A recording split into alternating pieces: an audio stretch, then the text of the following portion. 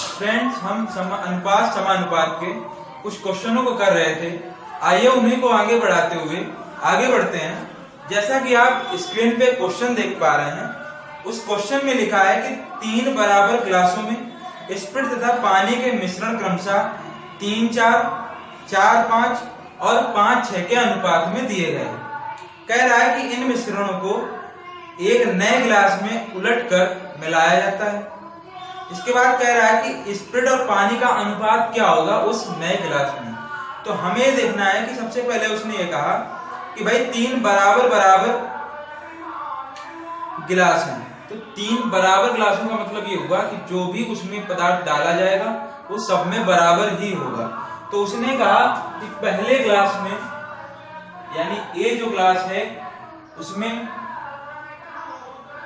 आपका जो अनुपात है वो 3 और 4 का अनुपात है। इसके बाद जो बी गिलास है उसमें जो अनुपात है आपका वो 4 और 5 का है।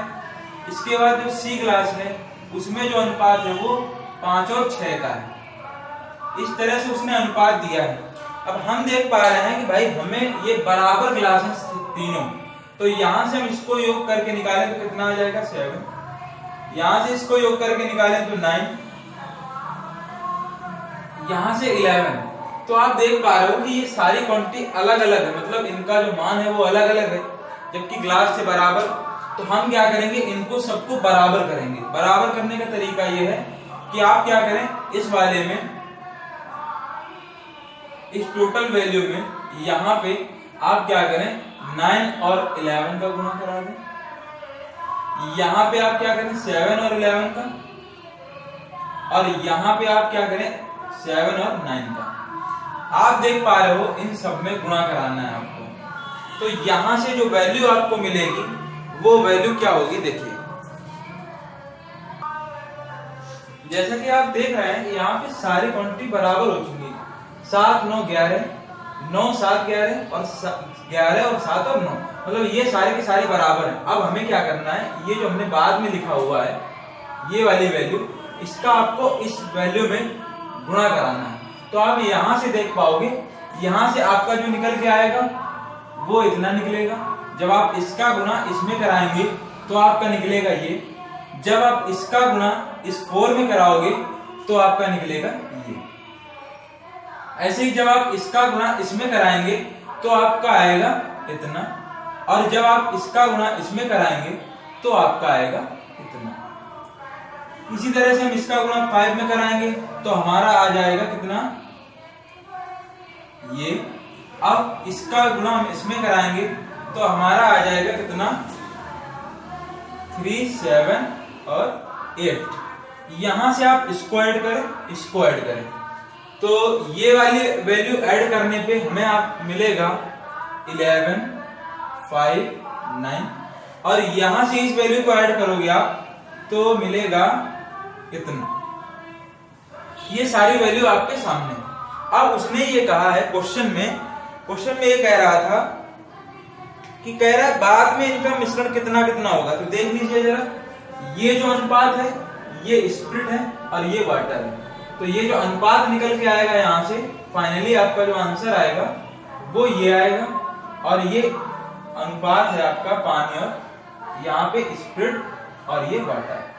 तो इस तरह से आपका जो ऑप्शन सही होगा वो ऑप्शन नंबर बी करेक्ट होगा। Option number B is correct.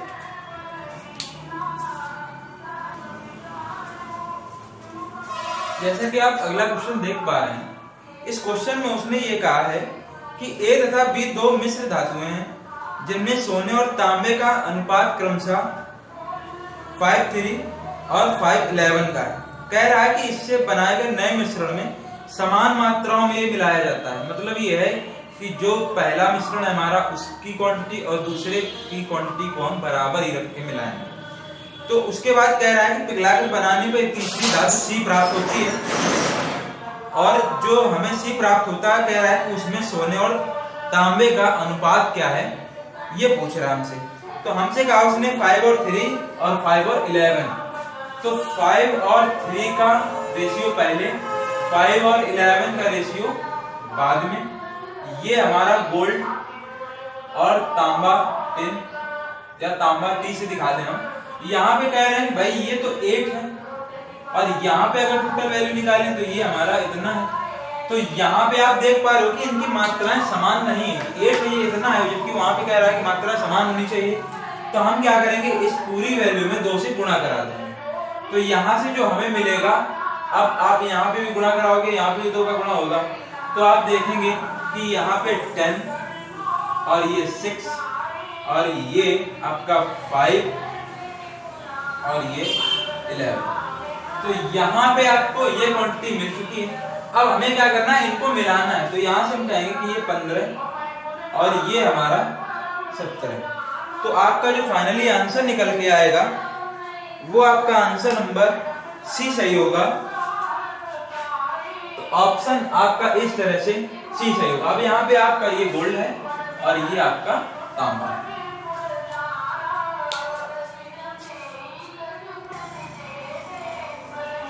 जैसा कि आप स्क्रीन पे क्वेश्चन देख पा रहे हैं, उस क्वेश्चन में उसने ये कहा है कि भाई सोना जो है वो पानी से 19 गुना भारी है। इसका मतलब ये हुआ कि हम ये बोल सकते हैं जो सोना है, गोल्ड है, वो पानी के साथ अनुपात अगर हम देखें तो इसका 1 और यहाँ 19 कह रहा है कि 19 गुना भारी है। इसके बाद उसने ये कहा, उसके बाद वो कह रहा है कि जो तांबा है वो पानी से 9 गुना भारी है। तो यहाँ पे अब क्या कह रहा है, जो तांबा है वो पानी से 9 गुना भारी है। तो यहाँ पे हम 9 कर दें, इतना अनुपात है। कह रहा है कि जब गोल्ड और तांबे को साथ में लेके पानी के साथ अनुपात देखते हैं लास्ट में मिश्रण बनाने के बाद, तो वहां पे जो अनुपात बनता है गोल्ड और टिन को साथ में लेके और पानी के साथ जो अनुपात बन रहा है वो कितने का अनुपात बन रहा है, यानी 15 गुना बोल रहा है। अब वो कह रहा है कि ये जो मिलाया गया गोल्ड और टिन, तो ये किस अनुपात में मिलाया गया हमें ये बताना है। तो देखिए आप, यहाँ गोल्ड था इतना, यहाँ टिन था इतना, जबकि दोनों का मिश्रण कितना मिला 15। तो हम ये बोल सकते हैं कि भाई यहाँ से गोल्ड और टिन ये हमारा 19 और यहाँ पे ये 9 है, ये हमारा 15 के बराबर है। अब हम इसको एलिगेशन से लगाएंगे, हम कहेंगे कि भाई इनका अंतर देखिए। तो अंतर देखने के लिए हम क्या करें, यहाँ पे आ जाएगा हमारा 4। यहाँ पे अंतर देखना होता है ना कि 9 में से ये घटाना है, तो हमें अंतर देखना है, तो यहाँ पे आ जाएगा 6। अब आप इसको आसानी से कट कर दो, तो यहाँ पे 3:2 का रेशियो आ जाएगा। तो इस तरह से जो आपका आंसर सही होगा वो आंसर नंबर बी सही, सॉरी बी नहीं, डी सही होगा। बी में दे रखा है 2:3, जबकि हमारा आंसर है 3:2, तो 3:2 डी ऑप्शन करेक्ट हो रहा है। अगले क्वेश्चन में उसने कहा कि 24 कैरेट सोना शुद्ध है। कह रहा है कि 18 कैरेट सोने में 2/3 सोना है। कह रहा है कि 20 कैरेट में जो 5/6 भाग है वो शुद्ध सोना है। कह रहा है कि दोनों में सोने का अनुपात कितना है, मतलब 18 कैरेट में और 20 कैरेट में जो शुद्ध सोना है उनका अनुपात पूछ रहा है। तो आप यहाँ से देखिए कि उसने कहा कि भाई 18 कैरेट में 3/4 और 5/6। तो 18 कैरेट में जो था वो था 3/4 का अनुपात, और जो 20 कैरेट में है वो है हमारा 5/6। तो हमें बस इनका ही अनुपात बताना है। तो हम कहेंगे 18 कैरेट अनुपात 20 कैरेट गोल्ड, ये सारा गोल्ड का है, इसका जो अनुपात निकलेगा वो इनके अनुपात के बराबर होगा। तो हम कहेंगे भाई कि ये यहां से इस अनुपात में आएगा। अब आप देख पा रहे हो कि यहाँ हम क्या करें, अगर 24 से दोनों जगह पे गुणा करा दें तो हमारा फाइनली आंसर निकल के आ जाएगा। तो हम कहेंगे भाई यहाँ 24 अनुपात 5/6 और यहाँ 24। तो 6 से इसको कट करोगे तो यहाँ 4 आ जाएगा, इसको कट करोगे 6 आ जाएगा। इसका मतलब ये हुआ कि यहाँ से जो है ये 18 अनुपात 20 के अनुपात में बनेगा। तो हम बोल सकते हैं कि भाई ये हमारा जो अनुपात निकल के आएगा वो 9 और 10 का निकलेगा। तो इस तरह से आपका जो आंसर सही होगा वो ऑप्शन नंबर सी सही होगा।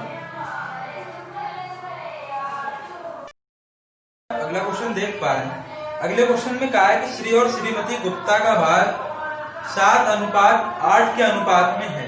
तो इस समय जो कह रहा है कि जो मिस्टर, आप ये कहें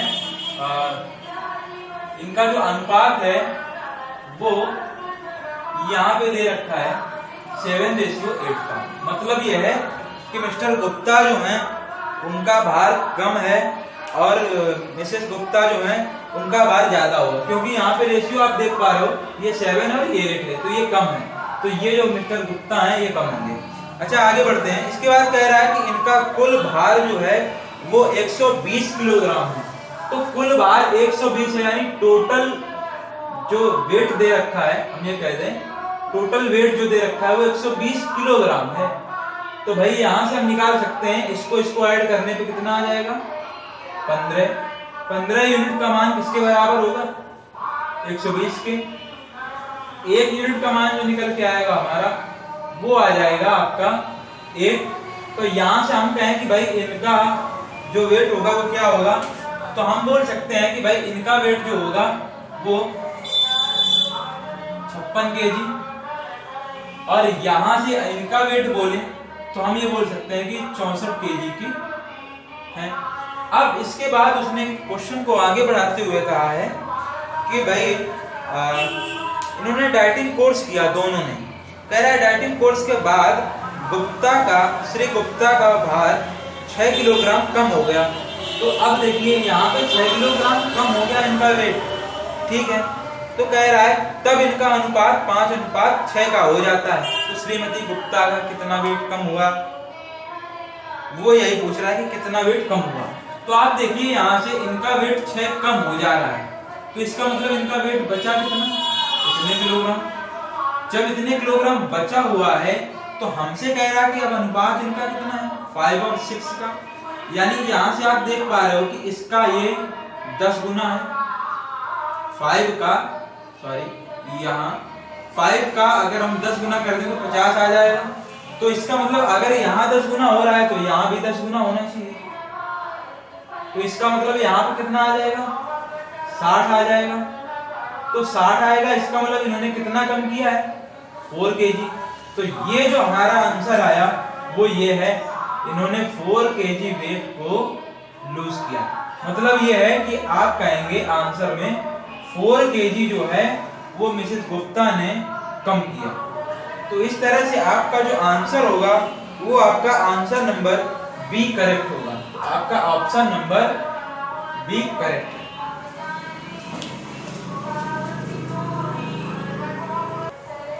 अगले क्वेश्चन में आप देख पा रहे हैं वो कह रहा है कि एक हीरा जो है उसका जो भार है अगर उसका वर्ग कर दें तो उसका वास्तविक जो प्राइस है वो निकल के आ जाएगा। तो उसने कहा कि हीरा टूट गया और वो 4 भागों में बट गया। कह रहा है कि उनका जो अनुपात निकला वो 1, 2 और 3 और 4 का अनुपात निकला। कह रहा है कि टूटने से हीरे में जो पैसे की कमी आई वो 7,000 रुपए की हानि हुई। तो यहाँ पे आप जब भी 7,000 रखोगे तो आंसर नहीं आएगा, क्योंकि आपके ऑप्शन जो दे रखे हैं उनके हिसाब से आपका जब आंसर निकलेगा तो वो 10,000 करीब निकलेगा, जबकि आंसर इसका 1 लाख आता है। तो यहाँ पे जहाँ उसने आपको दिख रहा होगा कि 70,000 दे रहा है, वहां पे आपको 1 0 और ऐड कर लेना है। सॉरी, यहाँ 7,000 दे रखा है, वहां 70,000 कर लेना है, बस बात वही है। तो हमें क्या करना है, हमें कह रहा है कि भाई ये 4 भागों में टूटता है तो इनका अनुपात कितना हो जाता है 1, 2, 3 और 4 का। तो यहाँ से जो टोटल यानी जो उसका टोटल भार रहा होगा वो कितना हो जाएगा। तो यहाँ से टोटल भार जो निकल के आएगा आप देख पा रहे हो, यहाँ 7 और ये 3, तो ये हो जाएगा 10। यानी पहले जो मूल रूप में जब वो था तब उसका भार था इतना और तब उसका प्राइस क्या रहा होगा, क्योंकि इन्होंने कहा है क्वेश्चन में कि भाई अगर आपको हीरे का प्राइस निकालना है तो आप क्या करें, हीरे का मूल्य, तो आपको करना ये है कि आप इसके भार का स्क्वायर कर दें, ये इन्होंने कह रखा है। तो आप क्या करोगे, इस 10 का स्क्वायर करोगे तो आपका ये आ जाएगा, या आप चाहें तो ऐसे लिख दें, ये आ गया अपना इतने रुपए। तो ये तब था जब वो मूल रूप से पूरे शेप में था। अब वो क्या हुआ, टूट गया।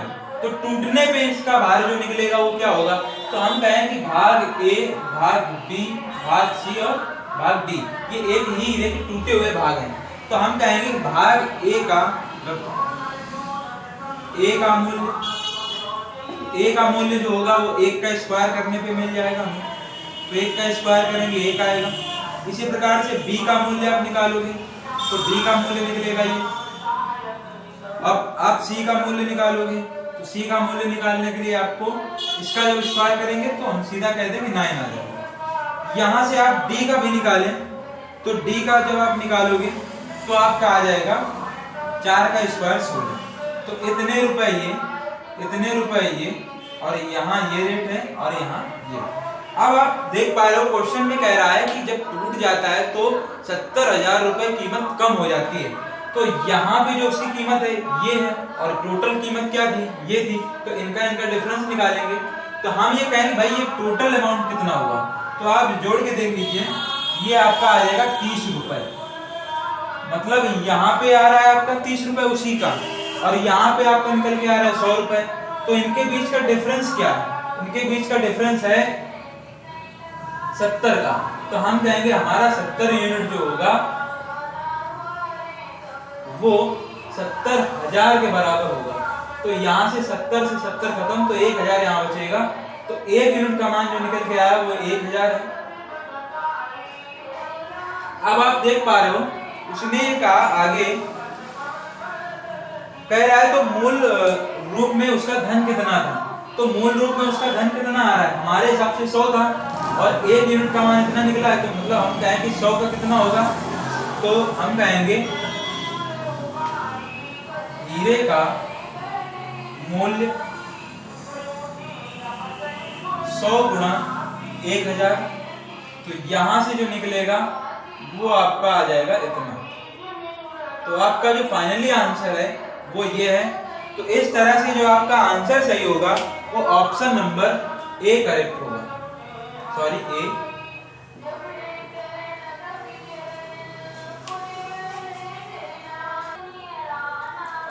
जैसा कि आप अगला क्वेश्चन देख रहे हैं, अगले क्वेश्चन में उसने ये कहा है कि एक बोतल में मदिरा और पानी का अनुपात जो दे रखा है वो कह रहा है कि 3:1 का अनुपात है। इसके बाद कह रहा है कि इसका कितना भाग निकाल कर उतना ही पानी डाल दिया जाए कि अंत में बनने वाले मिश्रण में मदिरा तथा पानी का अनुपात बराबर हो जाए। तो यहाँ पे हम एक काम कर सकते हैं, हम ये कहें कि भाई जो मदिरा है यानी अल्कोहल है और वाटर है, इसका अनुपात हमें ये दे रखा है। तो हम कहें कि टोटल वैल्यू इसकी क्या होगी, ये 4 होगी। तो उसने बाद में हमसे ये कहा कि भाई बराबर बराबर है, तो हम ये बोल सकते हैं कि यहाँ पे 1:1 रखें तो ये टोटल निकलेगा 2। जबकि हमें क्या करना है, बराबर रखना है दोनों को। तो इसमें हम क्या करें, 2 से गुणा करा दें। तो हम ये फाइनली बोल सकते हैं कि आप क्या करें, यहाँ 2 और यहाँ 4 कर दें। अब देखिए आप ये बराबर भी हैं और यहाँ पे क्वांटिटी बराबर भी आ रही है। उसके बाद उसने ये कहा है कि हम कितना पानी मतलब कितना मिश्रण निकालें। तो हम यहाँ से देख रहे हैं कि हमने क्या किया, 1 वाटर निकाला है। तो हम कहेंगे वाटर की जो वैल्यू आ गई वो इतनी, और जब वाटर 1 हम निकाल चुके हैं, पूरी क्वांटिटी थी 4, तो यहाँ जो बचेगा वो 3 बचेगा। यानी इस अनुपात में जो निकलेगा मिश्रण वो इस अनुपात में निकलेगा। जबकि आपका आंसर जो दे रखा है वो सारे आंसर भिन्न के रूप में दिए हैं, तो हम इसको भिन्न के रूप में बनाएंगे तो आ जाएगा 1/3। तो आपका जो फाइनली आंसर आया वो होगा 1/3। तो इस तरह से आपका जो आंसर करेक्ट हुआ वो ऑप्शन नंबर ए करेक्ट होगा। इस क्वेश्चन में कह रहा है संपूर्ण पृथ्वी पर थल और पानी का अनुपात जो दिया है उसने, वो कह रहा है कि 1:2 का अनुपात है। इसके बाद कह रहा है कि उत्तरी गोलार्ध पर यह अनुपात 2:3 का हो जाता है। आगे उसने ये पूछा है कि तो दक्षिणी गोलार्ध पर इसका अनुपात कितना होगा। तो हम देख पा रहे हैं कि जैसे आपने कहा कि भाई ये पृथ्वी है, यहाँ आप देख पा रहे हो कि ये हमारा उत्तरी गोलार्ध और ये हमारा साउथ यानी ये दक्षिणी गोलार्ध है। तो इसका मतलब ये हुआ कि जो भाग आपका है उसमें से आधा भाग इसका और आधा भाग इसका, मतलब वो बोलना चाह रहा है कि जो आप बाद में भाग निकालेंगे वो बराबर बराबर होने चाहिए। तो आप देखिए, आप क्वेश्चन को हम कैसे करेंगे। उसने कहा कि थल और जल यानी पानी, इसका अनुपात दे रखा है 1:2 का, जबकि यही काम उसने उत्तरी गोलार्ध में किया। तो वो कह रहा है कि इसका अनुपात अब बन जाता है आपका 2 और 3 का। तो अब जो अनुपात बन रहा है वो 2:3 का अनुपात बन गया। अब हम यहां से कहें, अब उसने जो पूछा है वो फाइनली पूछा है कि दक्षिणी गोलार्ध में इसका अनुपात क्या होगा। तो दक्षिणी गोलार्ध का हमें अनुपात निकालना है।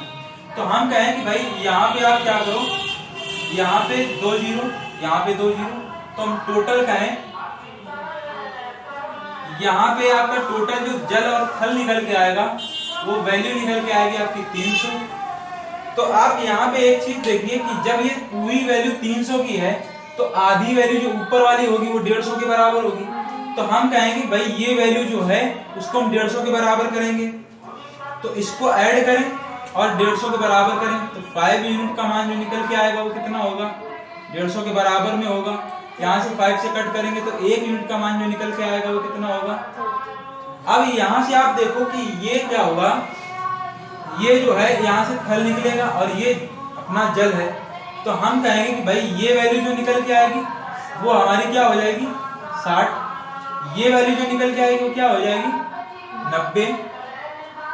तो यहाँ से आप देख पा रहे हो कि अगर ये 60 है, ये 90 है, तो इसमें जो वैल्यू निकलेगी वो क्या निकलेगी, तो ये टोटल 150 हो चुका है। अब आप ये देखिए, ये टोटल था थल का और ये आधे के थल का है। तो यहाँ से आप देखो जो आधा बचा हुआ होगा वो क्या होगा, ये 100 है और ये 60 है, तो यानी 40 बचा। यहाँ पे आप देखो इसमें और इसमें कितना बच रहा है, तो यहाँ पे जो बचेगा वो 110 बचेगा। 0 से 0 को कट करेंगे तो 4:11 का रेशियो जो आएगा वो हमारा दक्षिणी गोलार्ध में हो जाएगा। तो इस तरह से इस क्वेश्चन को हम कर सकते हैं और हमारा ऑप्शन जो सही होगा वो ऑप्शन नंबर ए करेक्ट होगा।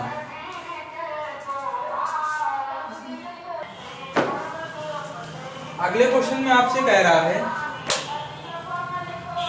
वो कह रहा है कि 2 धातुएं जिनमें जिंक और तांबे का अनुपात क्रमशः 2:1, 4:1 दिया है। मतलब 2 धातुएं हैं जिंक और तांबा, और ये अलग अलग अनुपात इन्होंने दिया है कि पहले जो अनुपात है इनका वो 2:1 के अनुपात में है, फिर उसके बाद कह रहा है कि 4:1 के अनुपात में। आप ये मान लें कि पहली धातु ए है, मतलब पहला जो मिश्रण है वो ए है और दूसरा मिश्रण जो है वो बी है। इसको उसने कहा कि भाई जिंक है ये, और यहाँ पे आपसे कह रहा है कि ये तांबा है, और यहाँ पे भी ये जिंक और ये तांबा है। तो हमसे कह रहा है कि जब इसको फाइनली किस अनुपात में मिलाया जाए कि जो टोटल अनुपात लास्ट में निकल गया है वो हमारा अनुपात निकल के आए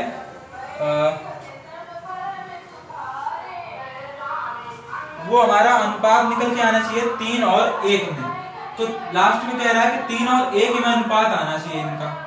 तो ये अनुपात निकालने के लिए हम क्या करें, एक चीज को उठाना होगा, चाहे आप जिंक का भाग ले लें चाहे आप तांबे का भाग ले लें, सब जगह से। तो हम क्या करें, इसको एलिकेशन से लगाएंगे। हम कहेंगे कि हमारा जिंक का जो भाग है वो जिंक का भाग हम निकालते कैसे, पहले तो ये सीख लें। जैसे जिंक हमारा 2 भाग है, टोटल कितना ये 3 है, तो अगर हमें जिंक निकालना है तो जिंक को ऊपर रखेंगे और उसके बाद टोटल भाग जो है ये हमारा नीचे रहेगा। ऐसे ही इसमें जिंक निकालेंगे तो हम कहेंगे 4/5, तो यहाँ से 5। अब इसमें अगर हम जिंक को निकालें तो ये देख रहे हो 3 है और यहाँ पे टोटल वैल्यू कितनी है 4 के बराबर। तो अब आप देख पा रहे हो कि ये सारी वैल्यू जो है हमें क्या करना होता है, इनका अंतर निकाल के यहाँ और यहाँ लिखना होता है। तो अब आप क्या है कि यहाँ पे भिन्न में संख्याएं दे रखी है, तो आपको निकालने में हो सकता है थोड़ी सी दिक्कत हो। तो करना क्या है कि ये और ये और ये इनका एलसीएम ले लो आप और आराम से इसमें गुणा कराओ, इसमें भी कराओ, इसमें भी करा दो और फिर ये फाइनल आपका आंसर आ जाएगा। तो यहाँ से आप क्या करें, इसमें 60, इसमें भी 60 और इसमें भी 60 का गुणा करा लें। तो यहाँ पे जब आप देखोगे तो ये कट करने पे कितना आएगा 20, यहाँ पे आप कट करोगे तो ये 12, यहाँ पे आप कट करोगे तो ये 15। अब इनका गुणा इसमें करा लें और आराम से इसको कहीं एक जगह पे लिख लें। तो यहाँ पे हम क्या करें, हमने क्या किया, इसको और इसको गुणा कराया तो ये हमारा आ गया 40, इसका और इसका गुणा कराएंगे तो यहाँ पे आ जाएगा 48, और इसका और इसका गुणा कराएंगे तो यहाँ 45। अब आप इसको घटा सकते हो आसानी से, तो यहाँ से यहाँ का अंतर देखना होता है। आप ये ना कर दें कि 40 में से 45 घटा रहे हो तो माइनस का रख दें, ऐसा कुछ नहीं करें। तो आपको सिर्फ अंतर देखना है, तो ये 5 आ जाएगा, यहाँ से करोगे तो 3 आ जाएगा। तो आप इसको जब मिलाएंगे, मतलब ये अनुपात लाने के लिए इन दोनों को जब मिलाएंगे तो उसका अनुपात 3:5 का होना चाहिए। तो इस तरह से हमारा जो आंसर निकल के आएगा वो ऑप्शन नंबर ए करेक्ट होगा।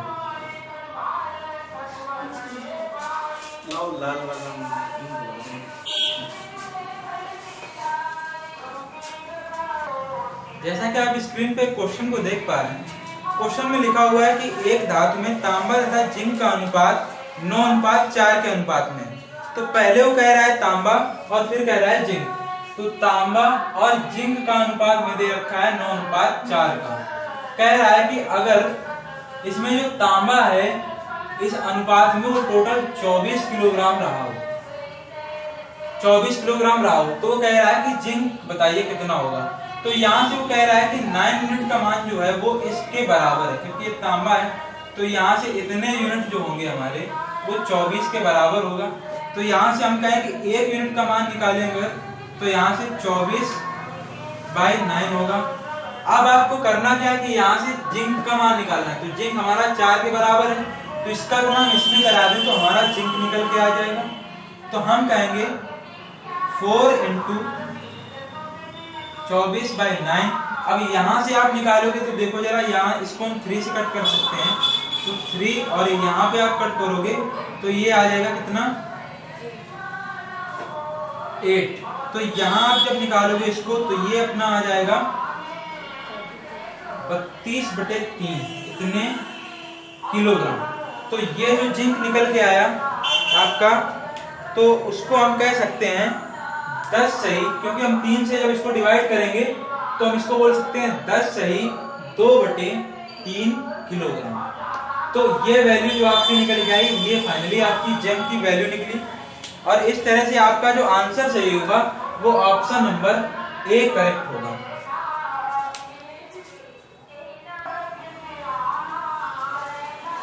अगले क्वेश्चन में कह रहा है धातु ए के 60 किलोग्राम के साथ धातु बी का 100 किलोग्राम मिलाया गया है। यदि धातु ए में शीशे और टिन का अनुपात 3:2 का रहा हो, तो कह रहा है धातु बी में यह अनुपात, मतलब यही शीशे और टिन का अनुपात 4:1 का हो, तो नई धातु में टिन कितनी होगी। मतलब ये पूछ रहा है कि अगर इनको हम मिला दें तो नई धातु जो बनेगी हमारे पास, उसमें टिन की मात्रा कितनी होगी। तो पहले हम देख लें कि भाग जो धातु ए है उसमें क्या अनुपात, उसमें अनुपात है 3 और 2 का। तो धातु जो ए है उसमें कह रहा है शीशे और टिन का अनुपात। तो यहाँ पे जो अनुपात दे रखा है वो इतना है, जबकि ये टोटल धातु है कितनी, 60 किलोग्राम। तो यहाँ से हम देख पा रहे हैं कि 5 यूनिट का मान जो हमारा निकल के आएगा वो 60 के बराबर होगा। तो यहाँ से 1 यूनिट का मान निकल के आएगा हमारा इतना। तो हमें क्या करना है कि सिर्फ टिन को ही निकालना है, क्योंकि वो कह रहा है कि आप ये बताइए लास्ट में मिलाने में टिन कितना निकल रहा है। तो यहाँ से हम टिन को देखें तो हमारा यहाँ से जो टिन निकल के आएगा वो आ जाएगा 24 किलोग्राम। और अब क्या करेंगे, हम कहेंगे कि भाई धातु बी में, तो धातु बी में जो आपका ये दे रखा है टोटल, ये आपका 100 किलोग्राम, जबकि वहां पे जो अनुपात है शीशे और टिन का, तो हम कहें यहाँ पे अनुपात हमें दे रखा है 4:1 का। तो टोटल ये निकल के आएगा 100 के बराबर। तो हम कह दें कि 5 यूनिट का मान यहाँ से 100 के बराबर होगा। तो 1 यूनिट का मान जब आप निकालोगे तो 20 के बराबर होगा। यहाँ से आप टिन को निकालेंगे तो 20 ही आएगा। तो यहाँ जो टिन निकल के आया धातु बी से वो 20 निकल के आया। यानी अब अगर हम क्या करें, इन दोनों को मिला दें, तो मतलब इसको और इसको मिला दें। मिलाने का मतलब ये होगा कि जब आप क्या करेंगे, इनको जोड़ेंगे तो फाइनली जो टिन निकलेगा, कुल टिन की मात्रा, तो ये आपकी निकल के आएगी 20 + 24 यानी 44 किलोग्राम। तो ये इतने किलोग्राम के बराबर होगा। तो इस तरह से हम बोलेंगे कि भाई इसका जो ऑप्शन सही होगा वो ऑप्शन नंबर बी सही होगा।